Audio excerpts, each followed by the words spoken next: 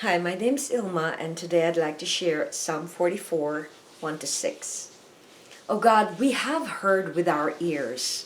Our fathers have told us the work that you did in the days of old. You with your own hand drove out the nations, then you planted them. You afflicted the peoples, then you spread them abroad. For by their own sword they did not possess the land, and their own arm did not save them. But your right hand and your arm and the light of your presence, for you favor them. You are my King, O God. Command victories for Jacob. Through you, we will push back our adversaries. Through your name, we will trample down those who rise up against us. For I will not trust in my bow, nor will my sword save me. Psalm 44, 1-6. As with Psalm 42, this psalm is titled To the Choirmaster, a contemplation of the sons of Korah. These sons of Korah were Levites from the family of Kohath. By David's time, it seems they served in the musical aspect of the temple worship. That's from 2 Chronicles 20 verse 19. Psalm 44 speaks of the nation of Israel in a season of great defeat, calling out to God for rescue. Some have thought it to be a psalm of the exile period or even afterwards in the days of the Maccabees. Yet there is reason enough to keep this psalm in the days of Israel's monarchy. The psalmist recalls all that God has done for his people as was told by him by his ancestors. He is reminiscing God's hand in the deliverance of their families and nation.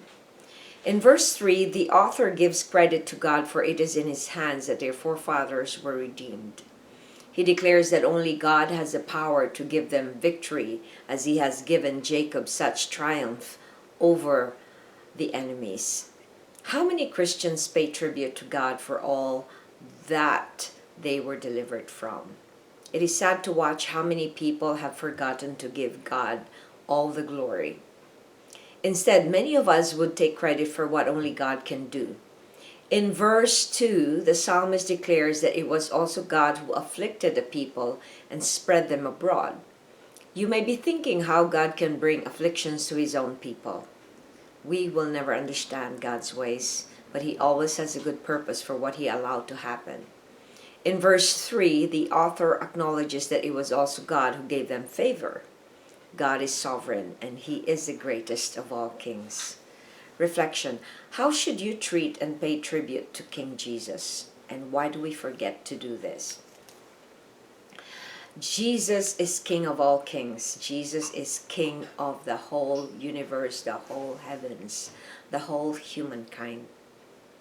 So we forget this most of the time because we live in this fallen world. We live in a world where Satan is the prince.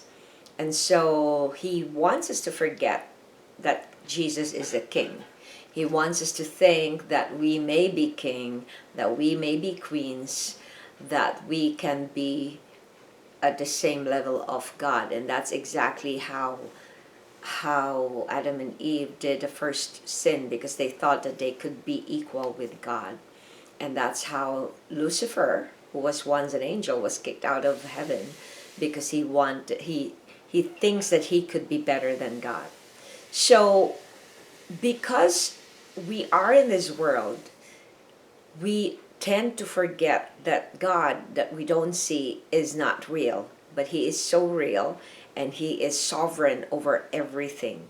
So I encourage you to pay tribute to King Jesus, because he is the only honorable king who knows everything and who is for the best of all.